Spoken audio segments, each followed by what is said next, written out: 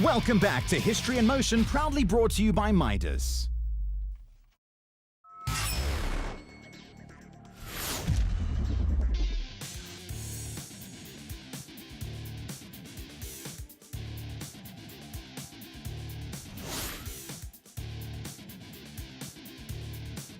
I think most of all, I just love classic cars. That's my thing.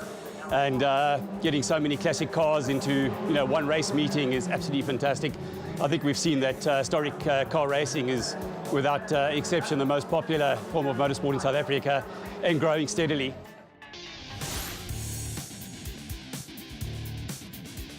I think I always have raced in some form or fashion, starting with four wheels in little carts, in fact, building my own go-karts as a child, and taking it up at a later stage, and then moving into tin tops, and looking forward to maybe moving into some open top cars as well, but I'll certainly stay with the historic categories.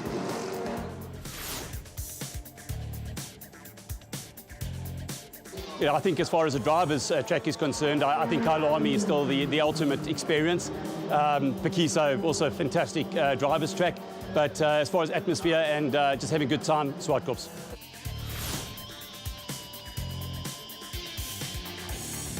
How long was the original Mini?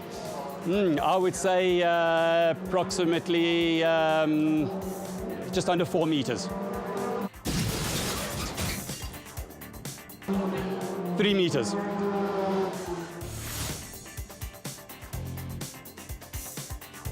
It sounds like a crazy thing, but they used to throw sand into the clutch housing, and that's evidently where the oil was leaking from, and it used to absorb all the oil. I'm not quite sure I want to do that to my Mini.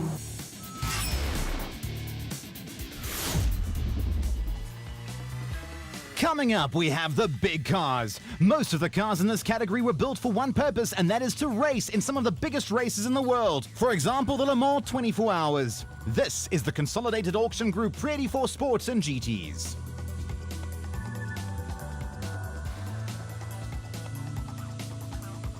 How were the drivers feeling? Good, we're feeling strong, the car's doing well. The weather's a bit awkward. Track conditions are not ideal, but we're feeling strong. What about Colin Frost? A little bit nervous. The car not handling very well, and we'll see how it goes in the first race. Looking at the grid, it's JP Bridenon in first with his 82 Tiga. Carl Pienaar with his 1970 Chevy Camaro lines up alongside him. Colin Clay, who took us round the track earlier in the program, qualified 7th, but will not be racing due to some problems with the car. As the race gets underway, it's JP Bridenon darting off into the lead as Franco Scribante and Dino Scribante swamp Peter Jenkins in his Chevron B19 as they charge towards turn 1. Jenkins goes to the outside of Franco Scribante to try and pass, but ends up drifting out wide, loses some momentum and leaves the door open for Jonathan du Toit in his Chevron B8 to come by as they exit the turn. As the cars head out onto the back straight, we can see that the lighter cars tend to have better cornering ability, but the heavier, more powerful cars have the straight line speed advantage, and they pull away as soon as they have some straight tarmac. A man to watch as he makes his way up the field is Ifrit Botha in his 67 Porsche RSR, trying to overtake George Avakoumidis in the later version of the RSR. As we head up to turn 5, Ifrit Botha dives on the inside of Avakoumidis, but does not manage to make it stick. Working his way up the field is Mike Maurice in his beautiful Martini Racing Porsche 917K. Ifrit Botha in his orange Porsche 911 RSR is coming under pressure from Fred Koenig in his orange Jägermeister RSR as they head down the hill to turn 8. Martini Porsche chasing down Martini Porsche as Albert Moffat in his 911 RSR hunts down the 917K of Mike Maurice, who's just let the back end slip away from him and comes to a stop facing the right direction alongside the pit wall. On board now with Fred Koenig as he chases down Ifrit Botha. Coming into the hairpin, and Ifrit Botha gets it all wrong and spins out, gifting the position to Koenig. Porsche versus Chevron, and we see the power to rate ratio at work as Jonathan du Toit's light and nimble Chevron B8 has the cornering over Franco Scribante's Porsche 911 RSR. Heading up to turn 5, du Toit is able to go late on the brakes and overtakes Scribante. Oh no, it looks like Jonathan du Toit's Chevron B8 has given up the ghost and forces him to retire from the race as he limps the car back to the pits. A big disappointment for du Toit.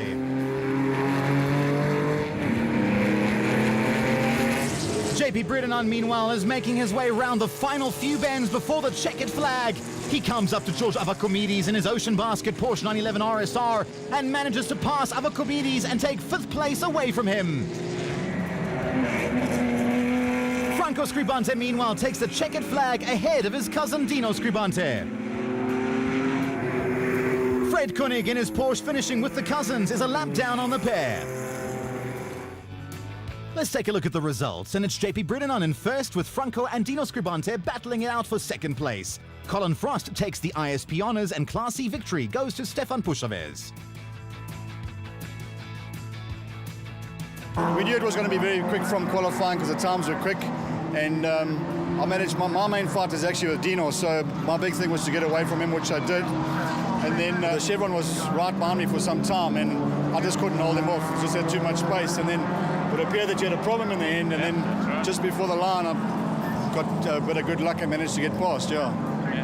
No, look, I had a good start. Well, an okay start. I got it boxed in behind the Chevron, and that's when Franco got past all of us.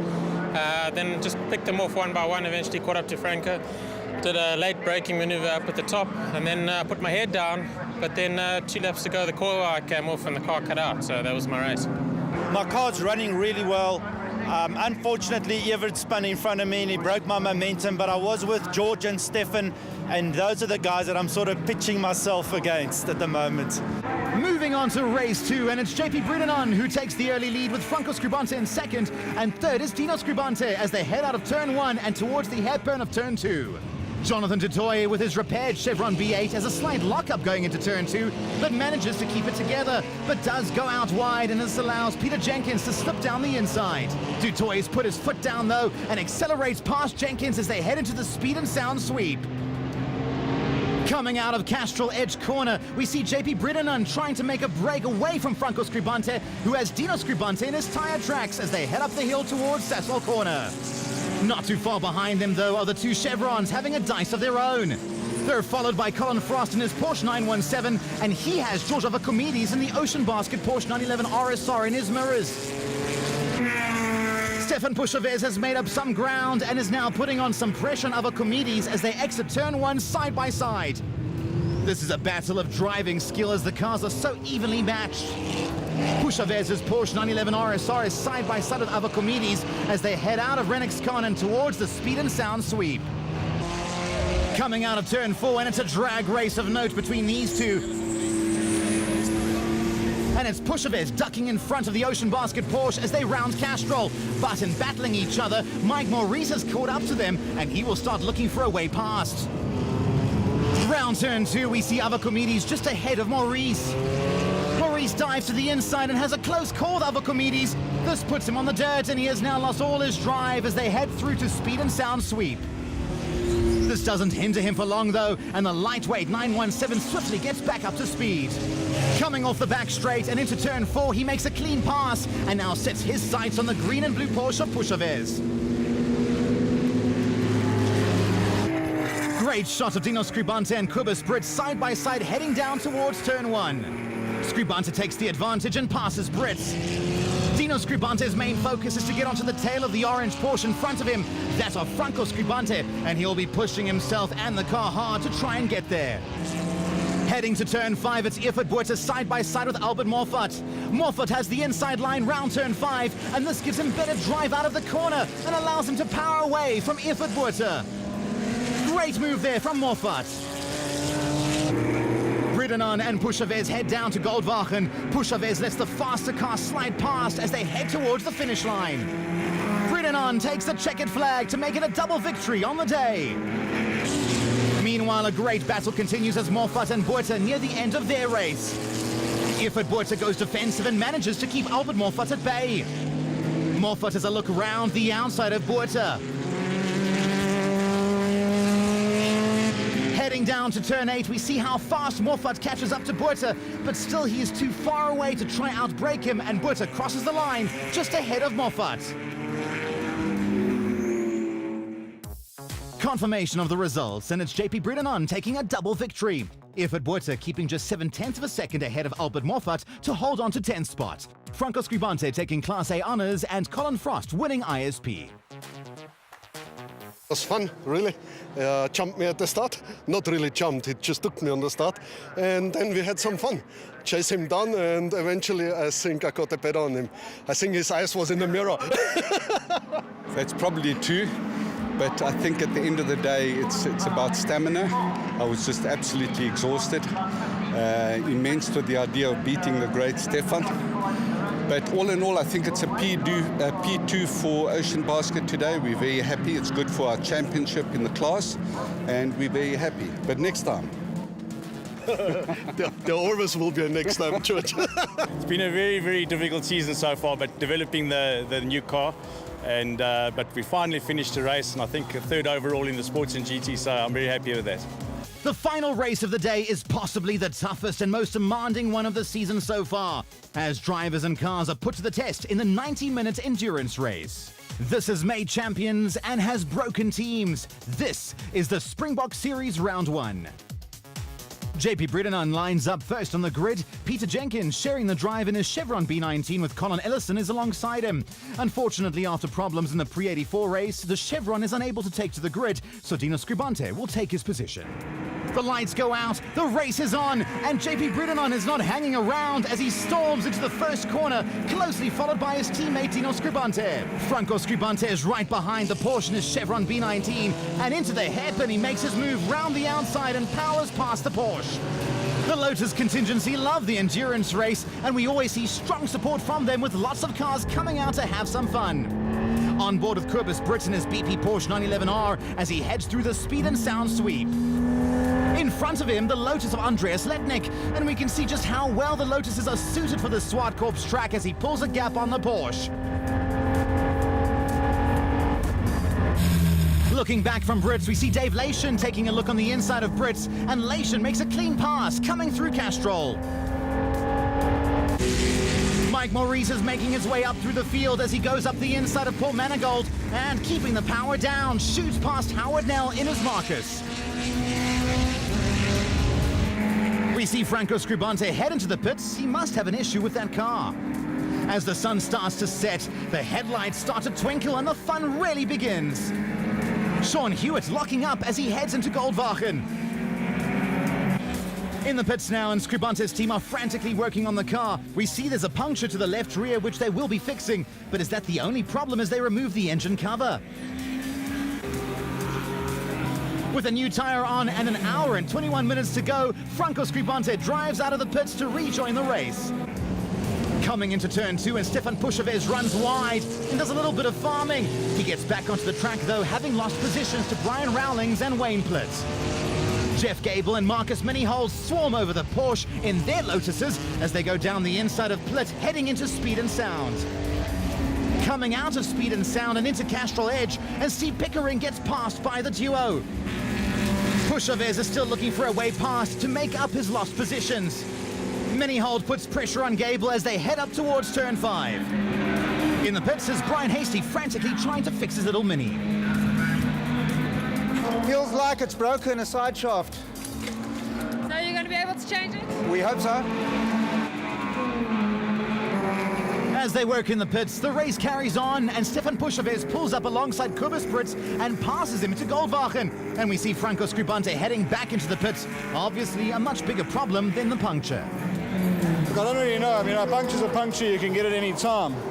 And then we sorted that out, and I went out and the car developed a misfire, which is very strange because we've been through this car, it's been on the dyno, it's won everything without missing anything. So I don't know, it's just a gremlin that's obviously just crept in, you know. Frustration there for Franco. Into turn 2, and it's Marcus Minihold who goes on the defensive to try hold Pushaves at bay, and he slips down the inside of Howard Nell. As the sun sets, we get a stunning view of Swartkorps Raceway. Into the pits now comes Marcus Minihold with a problem. We've been battling the whole day with an alternator problem. We kept the battery charged between heats the rest of the day, and we were kind of hoping that the alternator light's coming on and it's still charging, but that's as long as I can go without an alternator. So eventually the car just didn't go anymore. Oh no, Wayne Plitt is stopped on the outside of turn 1, and the marshals decide he is not in a safe spot and call for a safety car while they clear the car. This will provide the ideal opportunity for the drivers to head into the pits, refuel and do driver changes. Paul Manigauld is one of the first to pull into the pits. Well, there's a safety car out, so it's a good time to do a driver change. So we're putting some fuel in and we're doing a driver change. And then Jan's taking over. Jan's taking over. He's a lot faster than me, so hopefully he'll catch up a bit. Refueled and ready to roll, Jan Jacobs takes the car back onto the track for his stint to begin. Wayne Plitt manages to get moving again and rejoins the race. Problem solved. The safety car comes off the track and the race resumes. Ian Morgan just ahead of the two Lotuses as they head over the start-finish line with a Porsche 917K hot on their heels as they make their way down to turn 1 after the restart.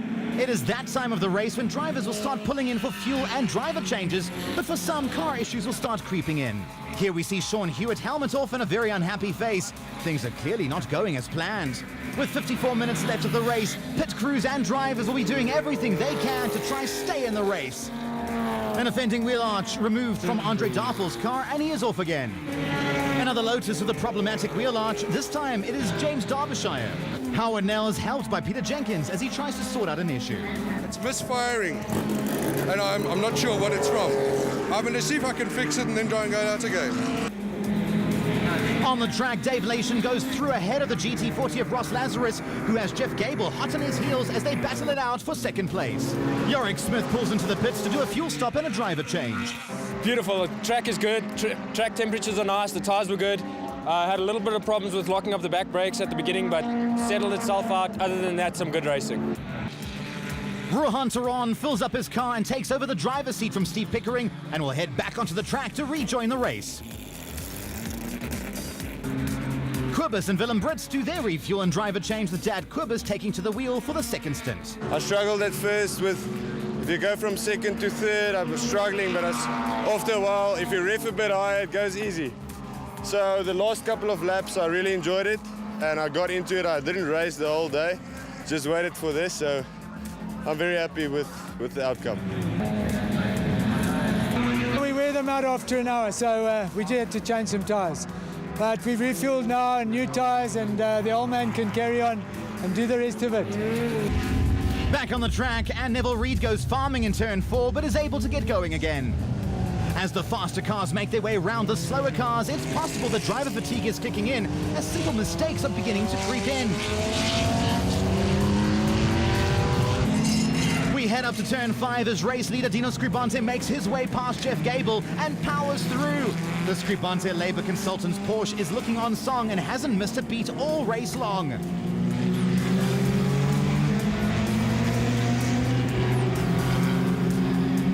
Coming down towards Goldwagen, and the setting sun paints a beautiful picture as the leader makes his way round. Into turn 5, and we see John Glover makes his way past Andre Darfel, but Darfel comes back and takes the inside line into Kenwood. Side by side they exit the turn, heading down towards turn 7. Both drivers are doing everything they can to keep ahead of each other. Great battle, and there really is nothing in it between the two.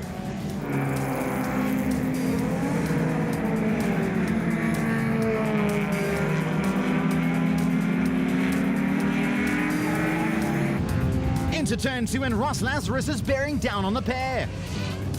Oh no, Andre Darfel loses the back end and spins out in front of Lazarus, but he manages to get going again. 11 minutes left of the race, and the light is running thin as we see James Derbyshire in the pits looking dejected as he sits on the car. It looks like I've got a hole in the radiator pipe, so end of race, overheated. Well, it looks like another retirement. The MG Youth Program MGA has come to a stop, and it would appear that Gavin Holt is out of the race. As the sun sets, the driver's visibility drops as they depend on their lights to try find their way around the track. It seems like Jeff Gable has had some problems navigating his way around turn 2, and this will cost him dearly as he was in a great battle for second with Ross Lazarus. The white and orange Porsche 911 RSR of Dino Scribante makes his way to the final corner for the last time on the day and takes the checkered flag and victory after an hour and a half of great racing. After his excursion, Jeff Gable comes home in 3rd place in his Lotus. And it's Ross Lazarus in the Lazarus 4 GT40 who comes home to take 2nd place. Confirmation of the results, and it's Dino Scribante who takes first place in round 1 of the Springbok Series. Round 2 will be a 3-hour race at Kyalami, which will be a true test of man and machine.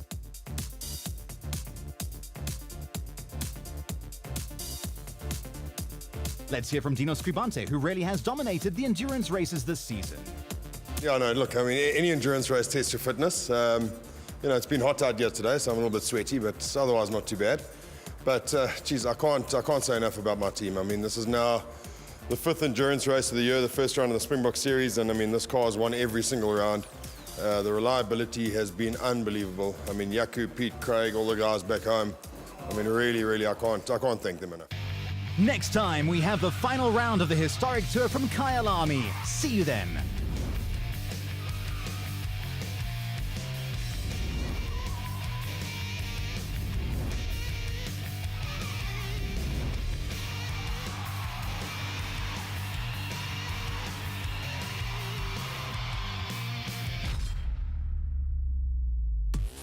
History in Motion is proudly brought to you by Midas Sport and its associate sponsors.